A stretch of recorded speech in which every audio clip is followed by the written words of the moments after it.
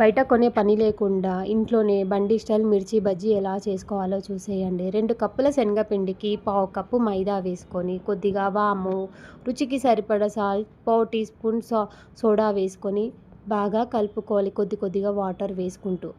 ఏలు ముంచుకుంటే ఇలా పడేలాగా కలుపుకోవాలి. మరీ పల్చగా కూడా కలుపుకుంటే మిర్చికి అంటుకోదు.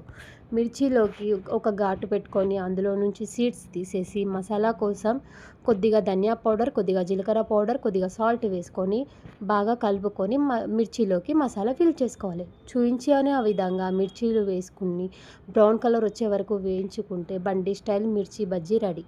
ఇంట్లోనే ఈజీగా చేసుకోవచ్చండి. మైదా వేసుకుంటే మిర్చికి క్రిస్పీనెస్ వస్తుంది. టేస్ట్ కూడా చాలా బాగుంటుంది. వీడియో నచ్చితే లైక్ కొట్టి సబ్స్క్రైబ్ చేసుకోండి.